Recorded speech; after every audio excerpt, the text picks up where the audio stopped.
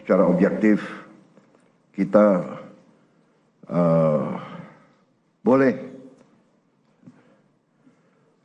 bangga bahwa kita telah menunjukkan suatu hasil yang menuju kepada sasaran-sasaran kita. Saya apresiasi kerja saudara-saudara sekalian.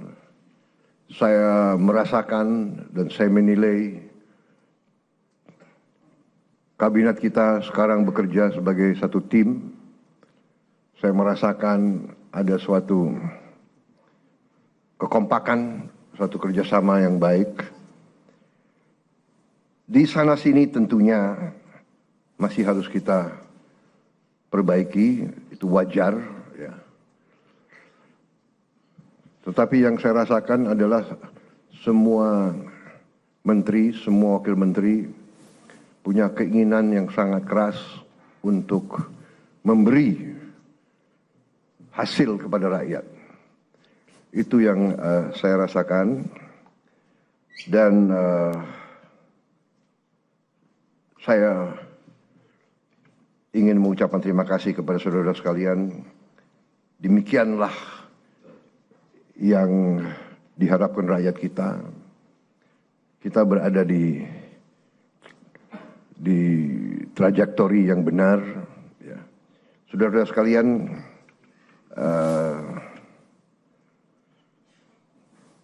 saya tadi pagi kebetulan jumpa dengan Profesor Emil Salim, seorang senior, usianya 94 tahun, berkali-kali jadi menteri. Ya, beliau menyampaikan pesan-pesan, menyampaikan harapan-harapan, dan menyampaikan apa-apa yang beliau jadikan pegangan beliau. Inti yang saya kira saya tangkap dari beliau ingatkan bahwa seorang menteri adalah seorang pejabat negara. Berarti orientasi pengabdiannya adalah negara. Kita dari sistem politik kita adalah politik konstitusional, di mana politik kita dijalankan melalui partai politik. Kedaulatan rakyat dilaksanakan melalui partai politik, melalui perwakilan. Dan itu benar bahwa sistem konstitusi kita bisa dikatakan adalah sistem campuran. Presidennya dipilih langsung dari rakyat, presidennya memiliki wewenang-wewenang presidensial, tetapi parlemen, DPR memiliki wewenang pengawasan, wewenang anggaran yang sangat besar. Dengan demikian kita telah menjalankan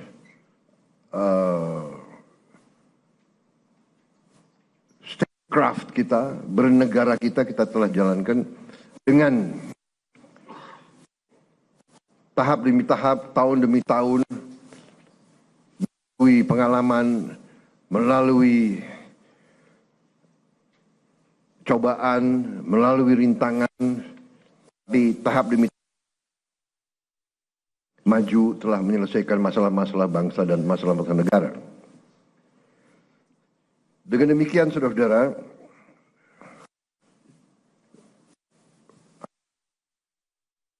ini disampaikan sebagai harapan para senior kita. Kita diingatkan bahwa sebagai pejabat negara, orientasi kita pertama untuk negara. Kita memang ada yang berasal dari partai politik, ada yang berasal dari organisasi kemasyarakatan dan sebagainya. Ada yang berasal dari dunia akademi, dunia ilmuwan, ada yang dari NGO, dari LSM. Tapi begitu kita sudah disumpah, begitu kita menjabat sebagai pejabat negara, orientasi kita, kepentingan kita adalah untuk negara. Dan untuk itu saya ucapkan terima kasih karena saya rasakan walaupun begitu banyak tokoh-tokoh dari berbagai latar belakang, tapi yang saya rasakan sekarang orientasi kita adalah kepentingan negara, kepentingan rakyat. Dan saya kira ini dirasakan oleh rakyat kita. Saudara-saudara,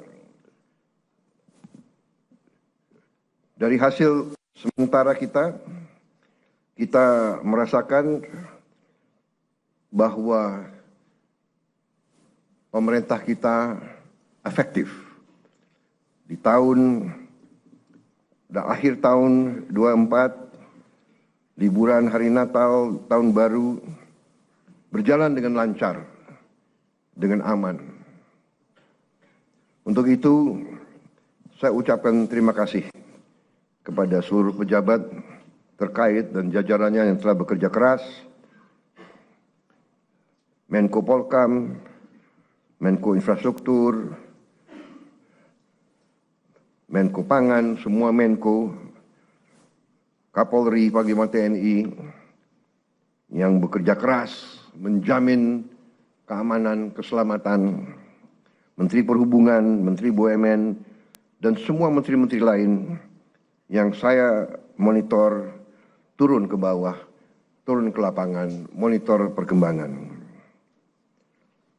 Kita juga membuktikan bahwa pemerintah kita efektif. Pemerintah kita bisa menjalankan administrasi negara dengan handal. Saudara-saudara, bagaimanapun di bulan-bulan yang kritis tersebut biasanya ditandai oleh banyak kecelakaan lalu lintas, ditandai oleh ketersediaan bahan pangan, bahan-bahan pokok yang penuh dengan fluktuasi, harga dan sebagainya. Kali ini kita berhasil untuk menjalankan suatu keadaan yang stabil, penuh ketenangan, penuh kesejukan. Di tengah banyak dunia dilanda konflik, ketegangan, krisis, bahkan perang, kita mampu menjaga kesejukan, ketenangan, perdamaian di negara kita.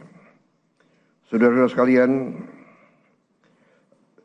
saya juga terima kasih dalam 3 bulan kita telah memberi bukti kepada rakyat kebijakan-kebijakan kita adalah kebijakan-kebijakan yang berpihak kepada rakyat, berpihak kepada kepentingan negara.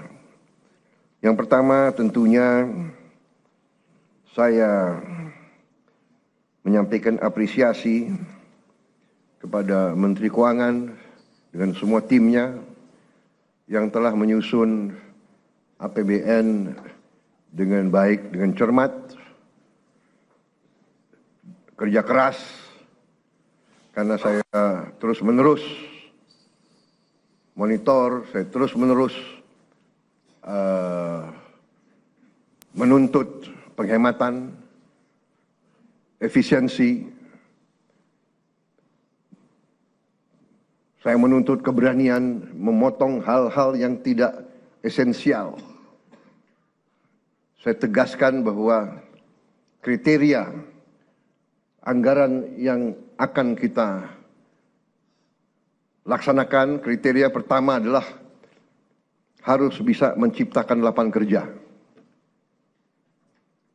Sudah saya katakan berkali-kali. Kedua, harus meningkatkan produktivitas. Produktivitas ini harus bisa diukur dengan kuantifikasi. Berapa devisa yang dihasilkan? Berapa devisa yang dihemat?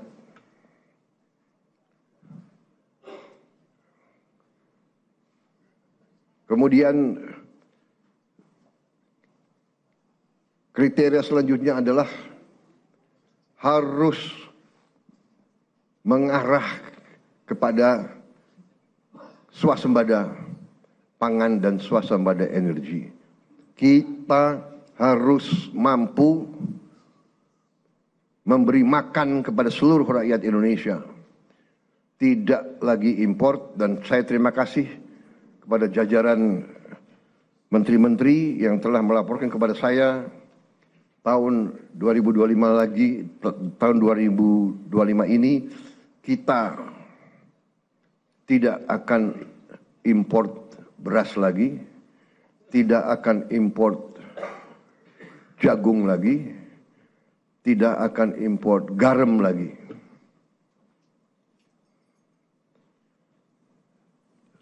Artinya, target yang saya berikan kepada kabinet bahwa Indonesia kita harus swasembada pangan dalam waktu 4 tahun. Alhamdulillah, target bisa kita capai akhir 2025, paling lambat awal 2026. Jadi mungkin 3 tahun lebih cepat dari sasaran yang kita tetapkan. Artinya bahwa dengan niat baik, dengan kerja keras, ya, dengan orientasi kepada negara dan bangsa, kebijakan yang masuk akal akan membuahkan hasil yang cepat. Ini harus kita yakini.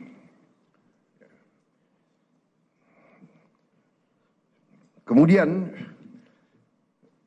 kriteria selanjutnya adalah harus bisa memberi terobosan teknologi.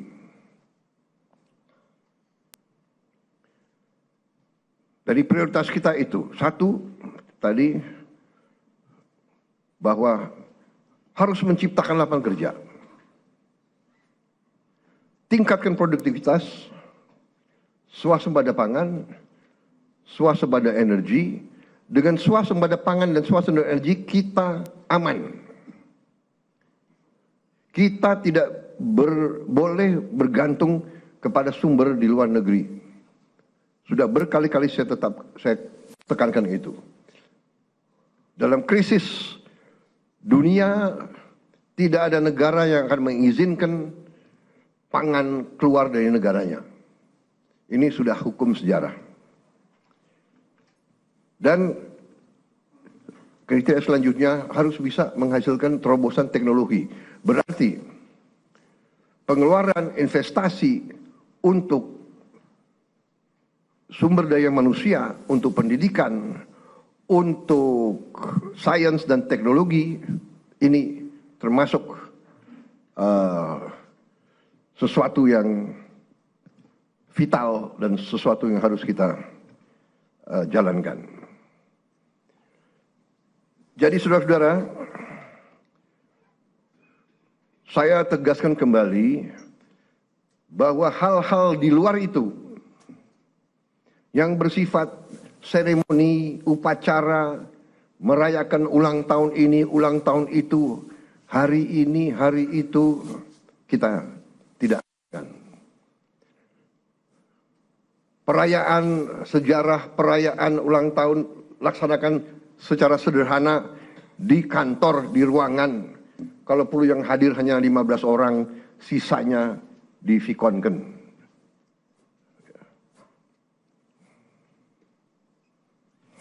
Perjalanan dinas dikurangi, potong setengah. Dengan setengah kita bisa menghemat 20 triliun lebih.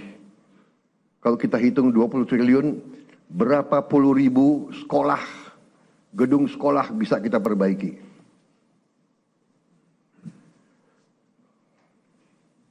Jadi saya katakan benar-benar bahwa saya sangat serius dalam hal ini. Saya minta loyalitas semua menteri, semua kepala badan untuk patuh dalam hal ini. Ya. Dan saya terima kasih kepada tim keuangan yang telah menjalankan penyisiran, kajian terhadap anggaran sampai serinci-rincinya. Kalau tidak salah, mungkin sampai satuan ke-9 kalau tidak salah. Mungkin pertama kali dalam sejarah, ya, Presiden Republik Indonesia mengecek sampai satuan ke-9. Jadi saudara-saudara pun mungkin tidak tahu anggaran-anggaran tersebut, ya. Karena kita sudah lama jadi orang Indonesia. Tapi ini saya kira sesuatu yang membanggakan. Dengan demikian kita bisa bekerja dengan sangat cepat. Saudara-saudara, program makan bergizi kita berjalan.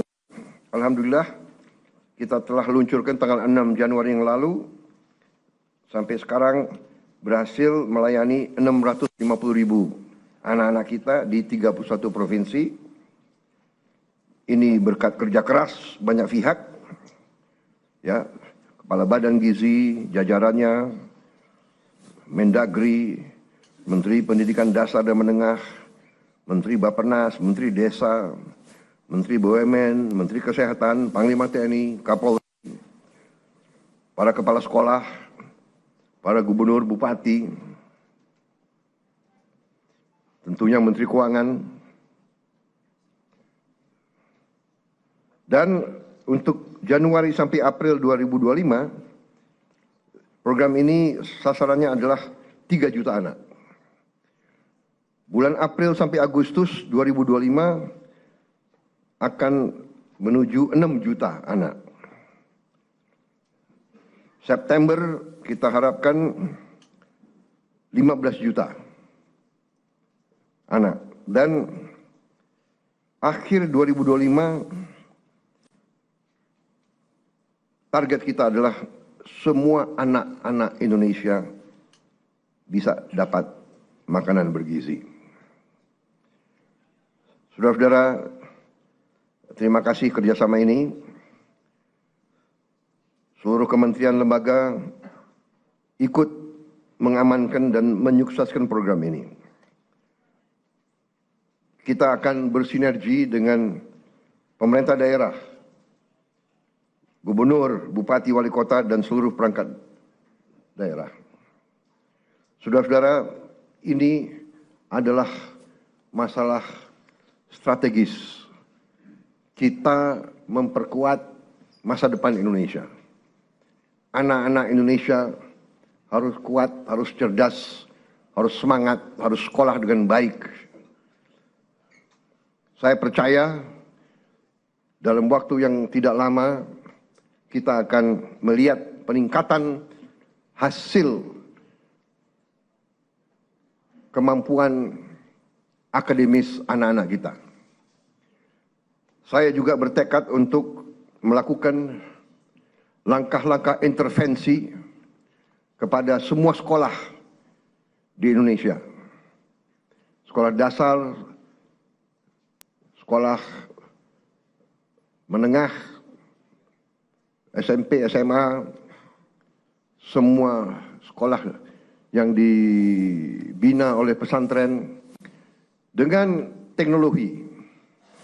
Kita akan masuk semua sekolah dengan teknologi. Kita ingin mempercepat penyampaian pelajaran untuk semua sekolah kita. Saudara-saudara, saya juga berterima kasih kepada Menko Perekonomian dan tim ekonomi yang telah menggagas, menyusun konsep-konsep yang diwujudkan dalam produk-produk, dalam kebijakan-kebijakan yang pro rakyat, penghapusan hutang kepada petani dan nelayan yang mengalami kesulitan membayar sekian belas tahun, kemudian juga berbagai bantuan langsung, berbagai bantuan mengurangi kewajiban-kewajiban terutama rakyat yang di golongan yang paling bawah dan paling lemah. Saya kira nanti mungkin Menko Perekonomian dengan Menteri Keuangan bisa juga jelaskan ke masyarakat berapa kebijakan-kebijakan yang telah kita lakukan. Kita juga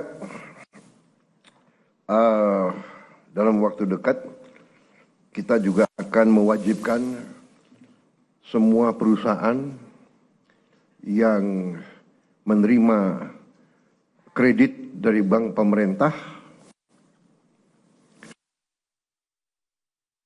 menempatkan hasil penjualan ekspornya di bank di Indonesia. Saya kira ini hanya wajar, ini masuk akal. Mereka berusaha dengan dana yang bersumber dari rakyat Indonesia.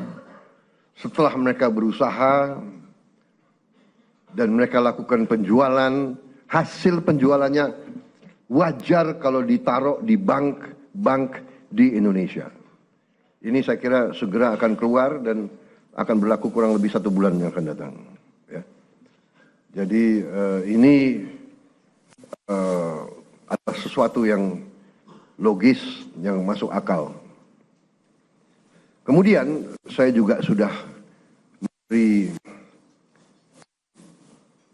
keputusan kepada unsur penegak hukum, Jaksa Agung, BPKP, Kapolri, dan Panglima TNI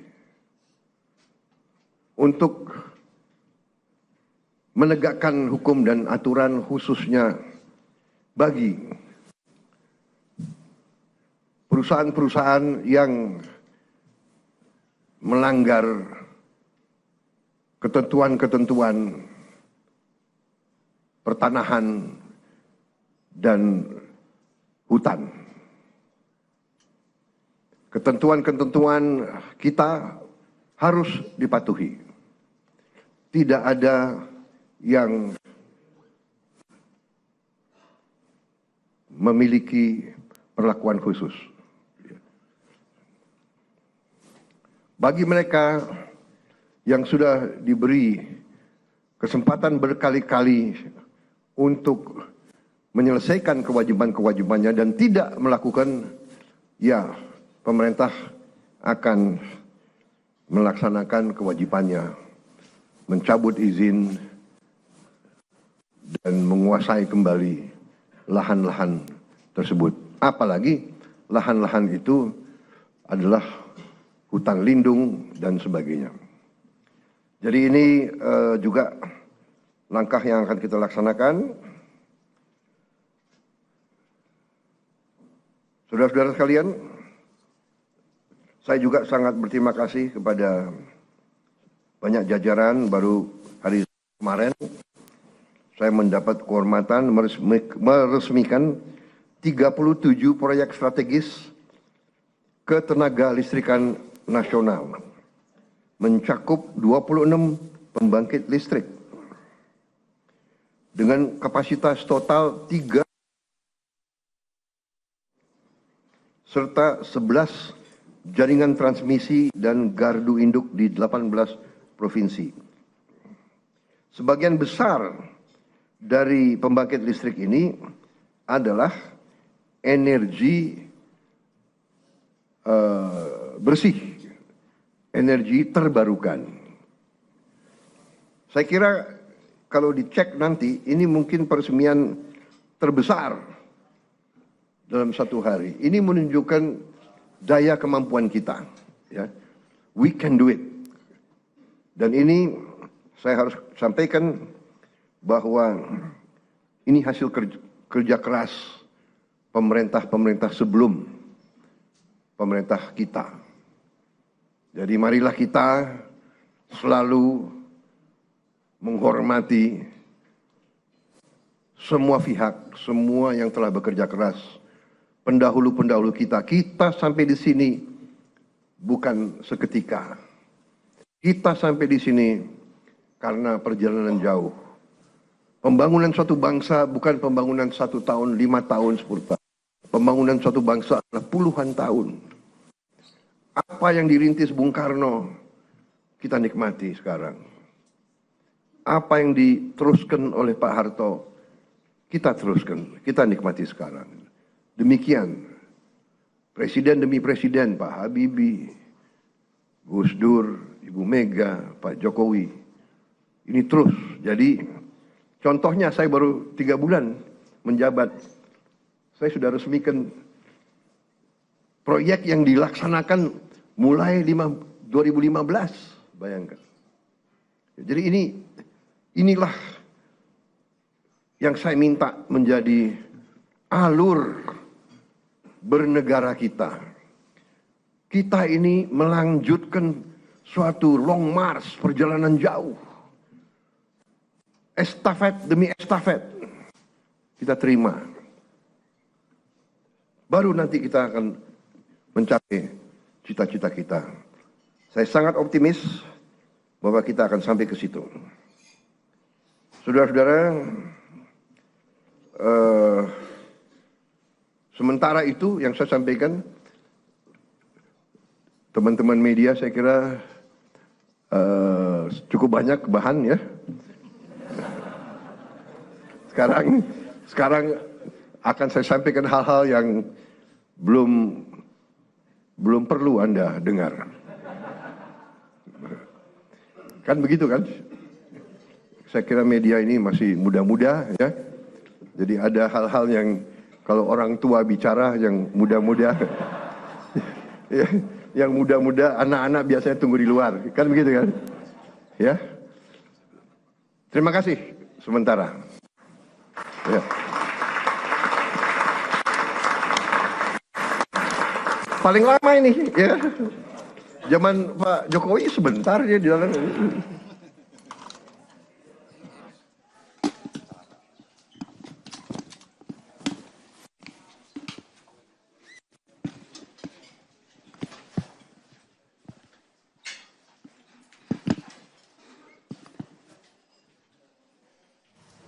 Presiden Prabowo Subianto memimpin sidang Kabinet Paripurna di Istana Kepresidenan Jakarta dalam